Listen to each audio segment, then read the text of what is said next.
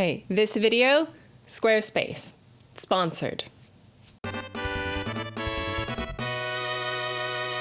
Hello Internet, Taliesin here, and welcome to another episode of the Weekly Reset, Taliesin and Evitel's wondrous wisdom show in a week where the new trading post is up, and as I write and record this video, it's still February and Blizzard haven't given us any hints as to what is on there in March. But obviously by the time many of you are watching this video, everyone is going to know, so I either have to not mention the trading post or else I have to basically fake it and hope that I'm right, so obviously I'm gonna fake it. Wow, I had no idea the new trading post stuff would be so great. Disappointing. I really love the new hood and scarf and cloak combos in green, blue, yellow, and the mount for filling the traveler's log is amazing. Very underwhelming. And we didn't get quiver back pieces this month, but maybe next time. So glad we got quivers this month. Totally called it. But more than anything, I'm just glad that the launch went so much smoother than the last one. Congratulations, no, it was a shit show, obviously. Yeah, I think that should about cover it. Joking aside though, it has been interesting to see what looks like a new Medivh transmog set, Datamined, with a trader's tendy cost, which doesn't look like it's for this March trading post, but suggests that WoW might be about to embark down a Final Fantasy XIV style,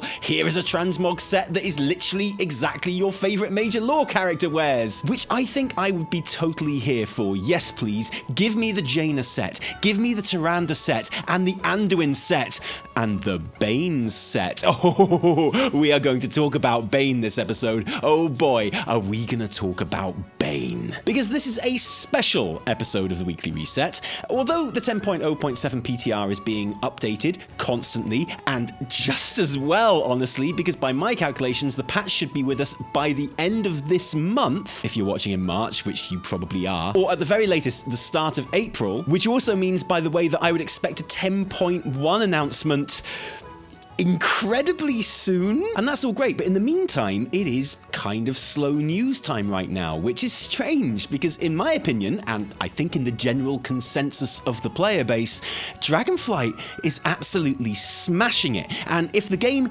is hitting a lull, then weirdly most people seem okay with that. So for me, I'm just about done with 10.0 now. I've maxed out all my renowns, I've got cutting edge with some good logs, and I got the Razageth skin and my glory mount, a handful of max level ults, which I'm vaguely gearing up in my spare time.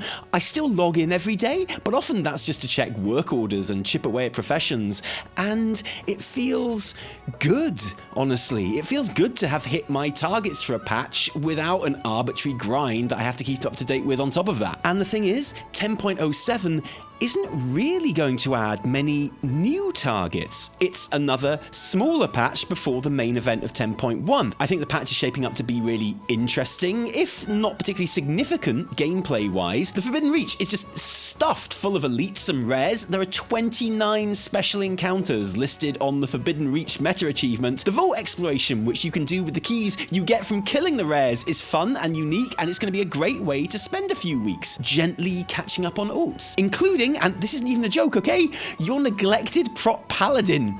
Seriously, that's all fine. I think that's going to be fun. But for me, the real reason to be excited about 10.0.7 is the story content. Because when the Dragonflight Robe map was revealed at the end of last year, and with it, Blizzard's new approach of having 2 smaller patches between major releases instead of the customary singular 0.5 stopgap, one of the advantages that was mentioned by devs in interviews was the extra opportunities this breathing space would give to the narrative team, having a whole extra installment per major patch to add new story elements, allowing for more and better placed plot progression and side narratives. And so far from what we've seen on the PTR, 10.07 seems to be living up to that promise. And that's what I want to talk about in this episode, because actually it's looking quite promising. That's right, fam. Welcome to the Weekly Reset 10.07 Story Special. Obviously, most of this show is going to come under Bluebot spoiler territory because I'm going to be discussing stuff which is playable on the PTR, but we won't be going into Redbot territory here. There is so far no major data mining to discuss in terms of plot and narrative. But even then, I'll be giving fair warning before mentioning anything that I think is especially spoilery. So first off, in terms of new story and the new patch, the lead-in to 10.1. The big promise from Holly Lonsdale and the entire point of the patch narratively was that the events we take part in on the Forbidden Reach would leave us in no doubt as to where we would be heading in 10.1 and why. And so far, that explicit reveal has not really popped up on the PTR. Like, I can't sit here and give you a name and theme of the 10.1 zone beyond what we've been pretty confidently speculating since before Dragonflight even released, for reasons. Okay, I'll tell you the reasons just in case you don't know. There was a file in the data that had a very spoilery name and also a note on it that was like, make sure you rename this file before putting it in the data. And someone did not read that note. And it's basically hilarious, but also kind of tragic, but mostly hilarious. But if we are going to be in no doubt what 10.1 is all about by the time the Forbidden Reach story is over, then at some point it's going to need to get a lot more specific. Like, something is in there that we have not seen. Maybe it's connected to an achievement or some other progress, like the Black Dragonflight quest that progresses as you recover more items from the vaults. Maybe it's connected to those journal entries that you collect, which appear to shed more light on the origins and fate of the Drakthir. But even without that specific reveal on the PTR right now, there are still plenty of story hints and intrigues that we can see, like the mountain of other books that can be found in the vault, which range from funny character bits like the Living Book and the Neltharion fanfic Opera of the Aspects to much more obviously significant tomes like A Song of the Depths, which explains why there are so many Naga on the Forbidden Reach, and very strongly sets up a return of Azshara, as well as very heavily hinting at a return of Galakrond, kind of expected, and Yeshiraj, the old god who was ripped out of Azeroth's crusts by Armenthul, forming the Well of Eternity in the process. Less expected. Are you excited? Well, you shouldn't be, because remember, there are no old gods in Dragonflight. But you know, whatever. The Old Gods and the Ordering of Azeroth is another of those books that we've looked at before, where the most interesting takeaway for me was that I always thought it suggested another continent existing, separate from the original pre-Sundering Kalimdor that makes up all of the landmass we have currently experienced in-game, on Azeroth anyway. And that theory certainly seems to be backed up by the return of the Night Squall, which tells the story of a famous night elf pirate who sailed to the extreme, as yet unexplored West and survived, bringing back unimaginable, previously unknown treasures, and who is now putting together the largest pirate fleet in history to go back and plunder these new lands on an industrial scale. So basically, yeah, there is definitely a new continent that we have never seen. I've got a feeling from the annotations in the Ordering of Azeroth that there's some pretty important old god stuff going on there, and I imagine we are definitely going to see it soon. Which means, and there's no gentle way of putting this, there is definitely a big pirate patch coming in Dragon Isles, or a pirate expansion happening for 11.0. And suddenly the Swashbucklers regalia that randomly appeared on the very first trading post last month makes a lot more sense, doesn't it? Like I say, some very strong hints at the future direction of the story there, even if not anything that really points to the immediate destination of 10.1. Another more traditional story beat in 10.07 is the Baine questline, and I'll be honest, this is the genuine reason I wanted to make this video, was to talk about this. We have known that there is a new Baine questline in the data from the first day of the PTR. Most of us still speculate that it will reward the pretty awesome looking totem weapon to live out your vanilla WoW trailer Tauren vs Bear Ultimate Showdown fantasies, but this week was our first chance to actually play through it, and it is very clear now why Blizzard decided to add this. Yeah, it might be setting up some important, or at least semi-important plot developments down the road, but make no mistake, the real reason this questline exists is a lot more simple and cathartic. It's to make Baine badass again. And man, does it succeed. Blue spoiler bot yet, but in this quest, Baine is on a mission to find Bovan Wind Totem, who has been captured by the Nokhud Centaur. Bovan is a character from Warcraft 3, who, along with Rexxar, rescues a young Baine from the clutches of the Centaur. So there's an obvious symmetry here, and the story is overall used to show Baine's hatred of the Centaur because of his past experiences, which manifests through his distrust for the Maruk, and in particular, Scout Tomul, who has been tasked with helping him, but who has a pretty abrasive personality at the best of times, which naturally doesn't initially help. It's a good, solid, like, half-hour, 40-minute quest line, which is, at times, genuinely quite sad, and ends with a joint funeral of Centaur and Tauren Fallen, which is really beautifully done. There's loads of characters standing around to click on for extra dialogue, and it all obviously sets up Baine's Tauren finding common ground and respect with the Centaur of the Anaran Plains. It fits in perfectly with the new beginnings themes of Dragonflight and the themes of stepping out from the shadow of our ancestors and their legacies. It's really, really good, but that is not why I'm talking about it here. Oh no. There is a scene in this quest towards the end where Baine gets some bad news and he goes absolutely postal on the Nokhud. Oh, and by the way, I love that they called the baddie Centaur in Dragonflight literally the not good Centaur. It makes it so much easier to remember, you know, thank you. This is just a standard fill the bar quest of killing enemy forces, but you quickly realize that you don't actually have to do anything because Baine is so fired up at this point, he is tanking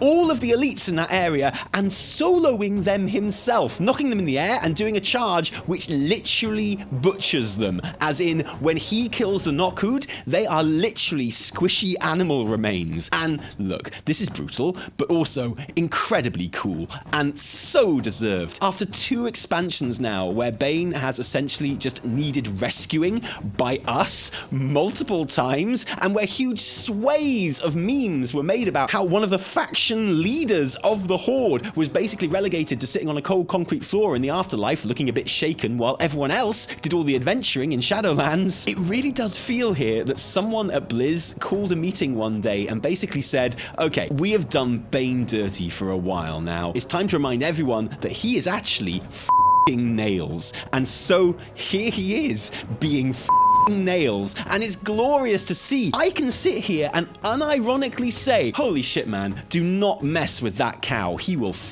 you up. And can you imagine saying that just a short year ago? The progress Dragonflight has made. And the fact that this questline, which doesn't appear to tie into the main narrative very strongly, is here at all, is probably a testament to how we hope these more plentiful, smaller patches will work going forward. A proper build-up to the 10.1 situation between the raid and that next major patch. Room to explore an otherwise neglected character and see where they're at. It's all very cool in its own right, but also promising for the future. I guess it's just easier to pace a story when you aren't limited to 3 single chapters at only 3 different moments in time to tell it in. But for now, all eyes are currently on the Forbidden Reach and that eventual 10.1 reveal. As always, we've linked Wowhead articles in the description covering everything we've talked about here in more detail. And before we go to Evie for the sofa section, I just want to give a shout out to The Pale Beyond, the debut game from Bellilar Studios, which makes it WoW News, okay? Because Bell is the king of WoW News. I have not had a chance to play it yet because I've been making this video, but they've sent us a Steam key and we will be playing it on our Twitch stream this week. So please join us for that. I'm incredibly excited. We're super proud of Bell and his team for getting this game made, and the reviews have been awesome, legitimately too. So it looks like we're going to have a genuinely great time. My hope is that it's genuinely really super good so that I can create a new channel dedicated to Pale Beyond News with thumbnails like this, so, you know, fingers crossed. Hello again! It's ad integration time and it's website time, which means it's Squarespace time. So big shout out to Squarespace who are sponsoring today's video and making our website practically gleam. So one thing I've really wanted to do is change up our header image because, let's face it, our faces have since moved on. There are actually loads of nifty image effects that you can torment your visitors with, but it's also really easy to change and replace images with the Squarespace editor. No, kind of miss our faces now. Yeah, no. Nah. Anyway, all with the click of a button. Another thing I did was upgrade all of our blocks to the new Squarespace Fluid Engine, which is just a really fancy way of saying the ultimate infinitely customizable drag and drop experience. Anything can go anywhere. It's just like that one dream I had, only better. And another editor feature that is invaluable in this day and age is the mobile view for everyone checking you out on the go. With our old header image, it was kind of hilarious, and like absolute fools, we never bothered checking it. So now, thankfully, our new header is...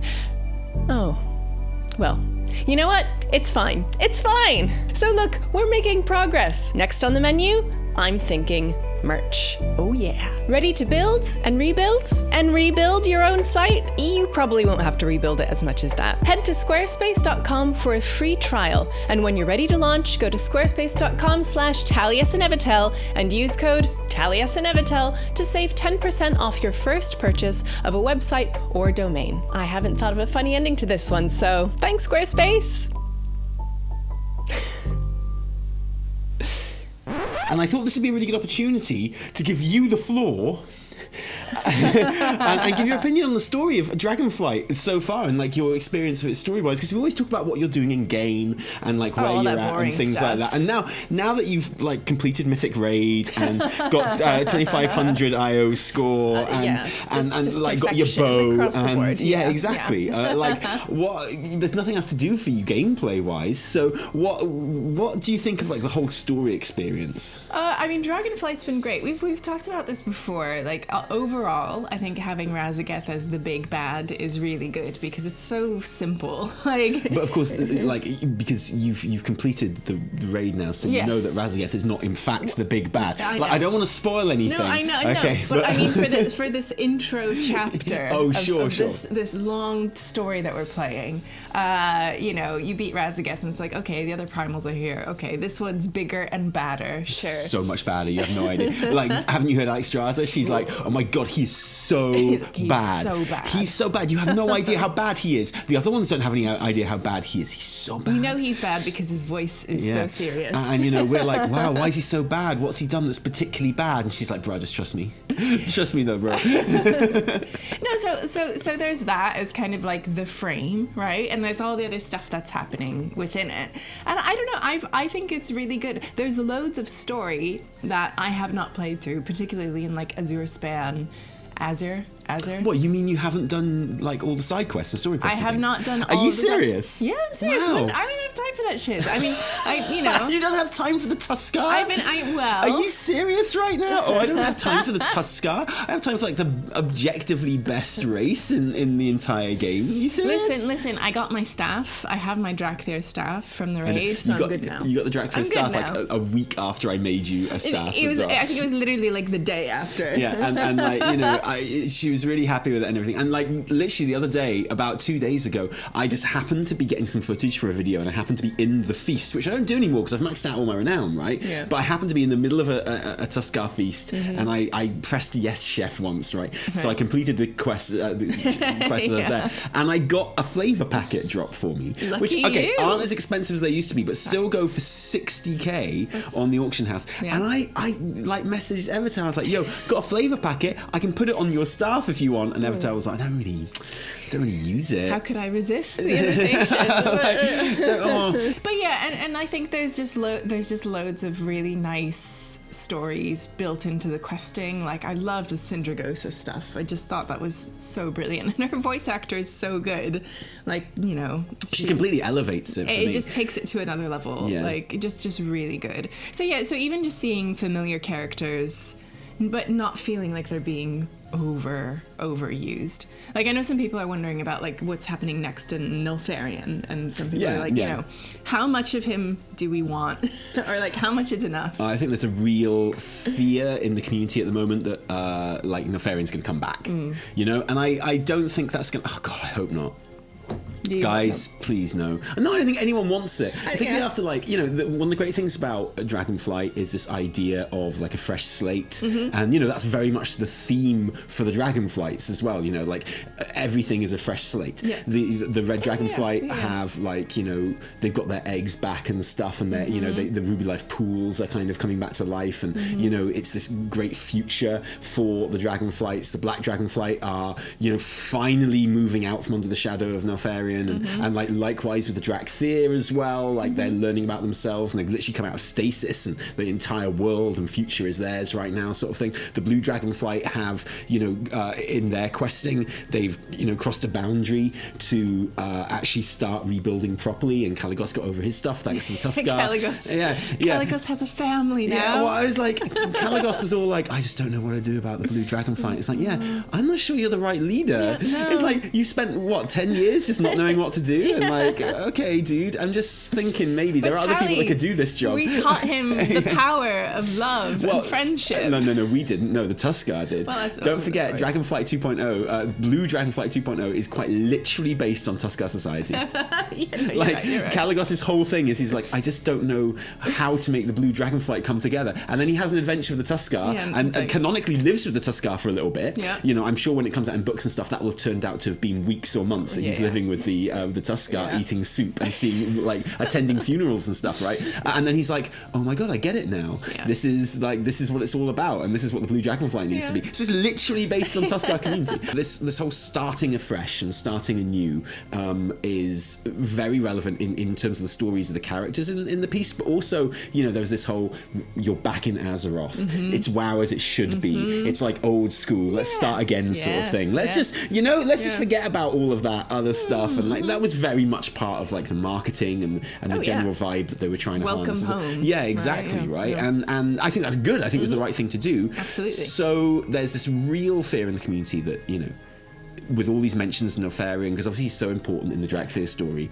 and you know, with hints that there will be old god stuff going on as well. You know, no, I don't think anyone wants Neltharion to come back. I don't think so. You know? What is like the worst possible character to come back right now? Neltharion. People are just scared of Neltharion coming back. I can see that. And you know, there are so many things that could, hints for stuff which could be taken as Neltharion. I don't think he will. I think, like, you know, one of the things I really liked about Shadowlands, because there was some, was actually genuinely, and this is controversial, but I really liked how they handled Arthas, because as soon as you said you were going to the Shadowlands and everything was like very Lich King looking and very Lich King, you know, it's that thing of, okay, Arthas, what's going on with him? Yeah. And, you know, he was constantly a shadow over the expansion. He was constantly a presence because people talked about him, and because his legacy was so important, and so many characters involved in the expansion, you know, had very personal relationships with him and stuff. So, you know, there was always that thing of, when's he gonna arrive? Like, when's he gonna be here, sort of thing.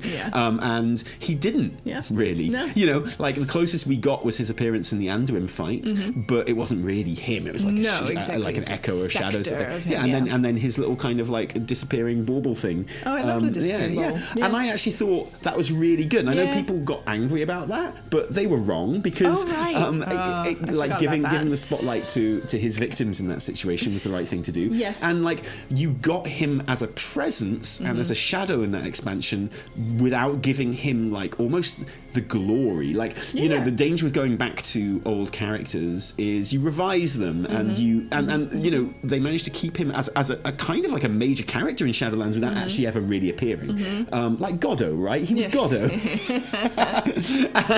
and I think Neltharion is kind of like Dragonflight's Goddo. You're right. His shadow has been over loads of things, yes, but especially with the Drakthir and stuff, and learning about that. No, I get that. So I like the way you put that. Yeah, I do feel like Neltharion is a presence. Yeah, and I don't think they would risk actually bringing him back. No, and to be clear, that doesn't mean I don't think he'll appear. No. I think like there's going to be flashbacks and things like that. Like, he's not coming back as like a mecha boss. Exactly. Like, although actually, Mecha Neltharion. Now you've said that, I've actually literally changed my mind about everything, and I'm 100% into it. How do I bring back Mecha Neltharion. Like, if you just... I've just spent the last 10 minutes sitting here going, no one wants Neltharion back. And then all you said was 2 words, and I'm sold. I'm like, actually, ignore me. Mecha Neltharion sounds exactly what I want, please. Yeah, that'd be amazing.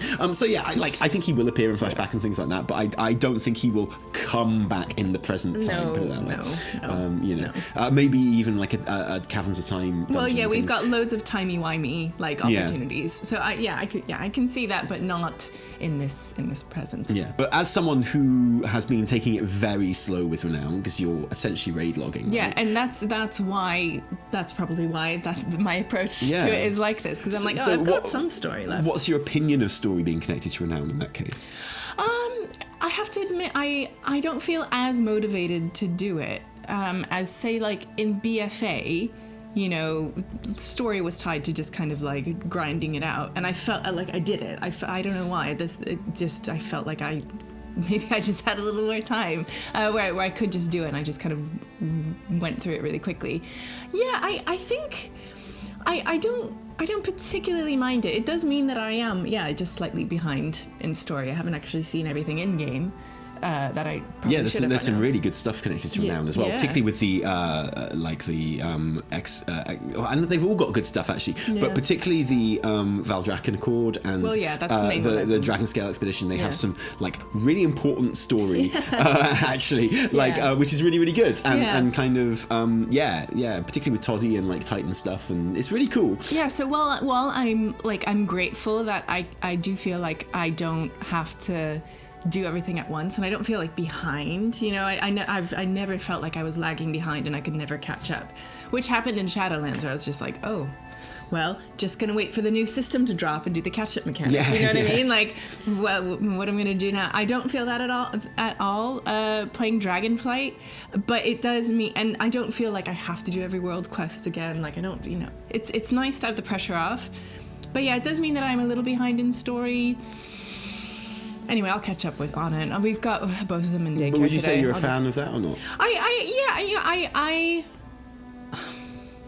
I mixed bag for me. Mm-hmm. You know, when I actually stop and think about it, I do wish that I was further ahead in the story. Why did you have to remind me, Tally? It's kind of your job, Why right? Did it is. I'm not saying that you're being bad at your job by not doing it, but you're right. To be fair, if this is on me. Like it is not hard to grind Renown. I'll put it that way. Like, it's not, I don't find it particularly difficult. Do you know the one that I found the hardest? I just haven't put the work in. The one that took me the longest in the end? Marek Centaur. Oh, I haven't touched them. I'm literally like Renown 5 with them. I'm the absolute minimum Renown with them. We are recording this video. We don't yet know what is in the trading post for March. What are you hoping for? What do I want? A dragon mount.